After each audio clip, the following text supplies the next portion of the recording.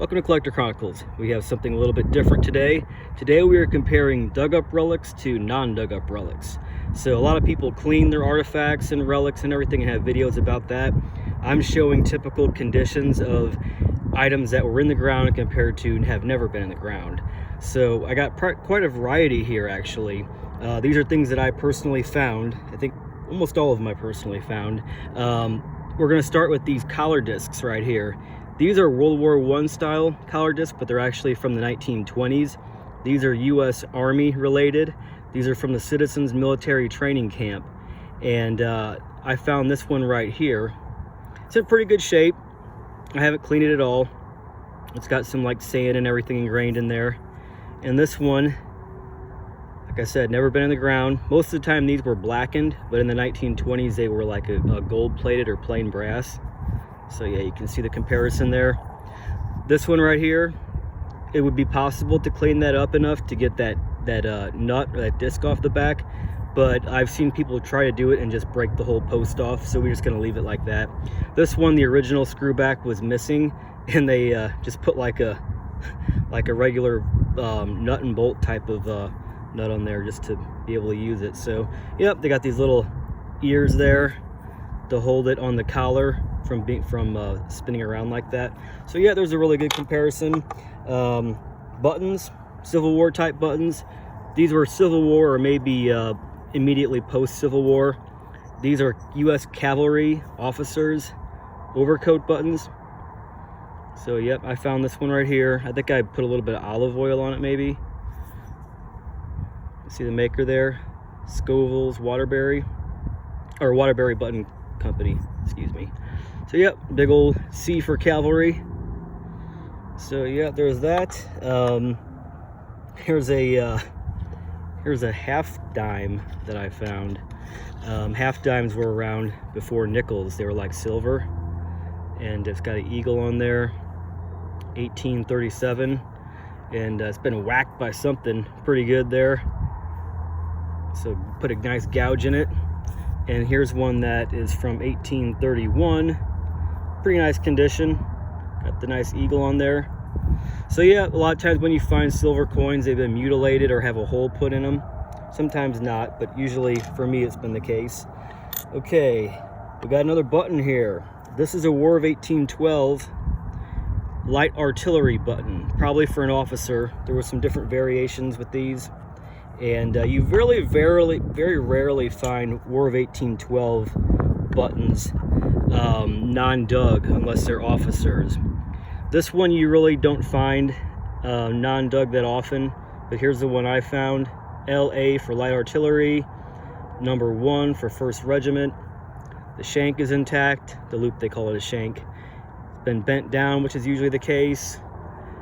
And this one, it's perfect condition. A lot of these light artillery, the ones that I usually associate with being like a regular private's button, they're really thin, and these little bit thicker ones I think maybe for an officer. The die was actually meant for a smaller button. That's why you have that wide rim or that margin around the edge.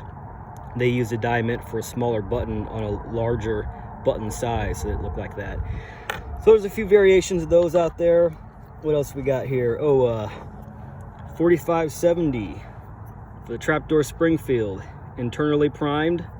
So modern ammunition has an external primer, like a little copper thing set in there. These ones had an internal primer held in place with these crimps. So this would have been like 1870s or so for the standard U.S. Army arm at the time, weapon at the time. So this is like the time of General Custer and Little Bighorn and everything. So it was a 45 caliber, and then I think like 70 grains of ammo or something like that. They came in different lengths and everything. The bullet is actually pretty big. This one's been fired. You can see where it dented the casing right there. It was a copper casing instead of being brass. And I'm gonna make a whole video just on that. There's a story behind that. So you have a 78 on the right for 1878. F probably for Frankfurt Arsenal, and then an R and then a 6. There may be marks underneath that crud, but we can't make them out. So yep, that's like a pristine one versus a fired casing. I do have a bullet for that, but I don't know what happened to it. Okay, we got a See there. Dragoons.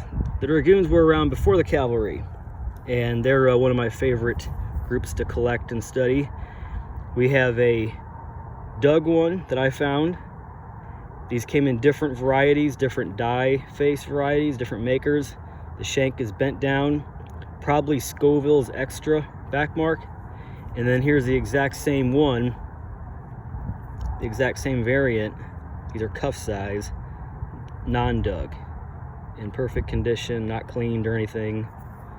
And then you can see similarities there. So yep. What else we got here? Friction primers. I have a short on my YouTube shorts videos about the friction primers. They went in the cannon toward the end where a wick would go, and then you would pull that ring, and then the cannon would go off. Here's one I found live, never been fired. And then here's one from American Civil War relics. Just if you look in Google, American Civil War relics, acwrelics.com, I believe. Real nice folks over there. I bought a lot of stuff from them. They're probably one of the best places to go for Civil War relics online. Ian Workman's the guy that runs that. So yeah, here's a original non-dug. You can see they put some kind of like blackening or japanning or something on that, maybe as like an anti-corrosion protection or something. So yep, there's a pretty good example there. Here's a case where you would tend to think that non-dug, the condition will be better than dug, but sometimes there are exceptions. So gotta put on the right side there. Dug, non-dug. Okay. So these are War of 1812 buttons, pewter for the infantry. There was a whole lot of these different variations that are kind of oddball ones that may have been for vests or gaiters or something. It's an eagle over a oval with US with stars around it, and the back, the shank, was an iron wire shank that when it was still molten, they put it in that pewter like a bulb, that protrusion. And when they're dug up, that shank is pretty much always broke off because, you know, iron rust and everything. So the reason why this one is really maybe not in as good a condition or as appealing a condition is pewter is really soft, and buttons like this very seldom are non-dug. This meant that it was kept in like a sewing box with other buttons or as a family heirloom passed down. And pewter being soft, the more you polish it and rub on it, the more you obliterate the details. So this one is perfect condition for being dug. I haven't cleaned it. Maybe it was cleaned a long time ago, but you have quite a bit of detail left. This one, it's non-dug, but a lot of the detail has been worn off. So you run into that with the pewter buttons sometimes. Okay, percussion caps. These little guys right here, before they had this type of ammunition, and after the flintlocks, they had these where you put a cap on a nipple, and then when the hammer hit it, it would fire and shoot a spark into the chamber and ignite the powder and shoot the bullet out. So they look like little top hats, and when they're struck and fired, they mushroom out, kind of look like a cross, or all four of these sections mushroom out. So this one's not been fired, I would assume. I did find this one. And then here you have, a lot of them were imported from England. Ely, London. Here's an original tin full of percussion caps. And you have these ones that are fluted, the little bitty ones. Those go for a revolver, kind of like a black powder 6-gun looking revolver. They go on the nipples in the each cylinder.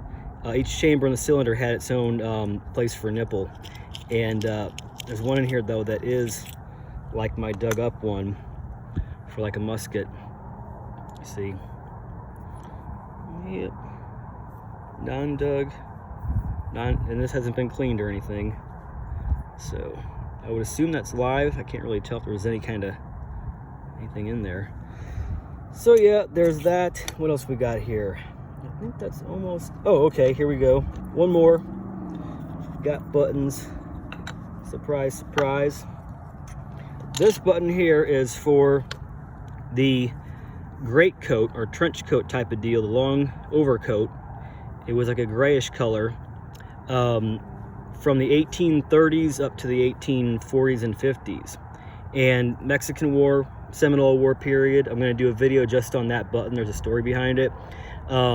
They came in like a flat one piece, like a coin type of construction, and then these later ones are actually a hollow two piece, where it's actually a front back crimped around a back, but it's low profile and it looks like it's one piece, but it's actually two piece.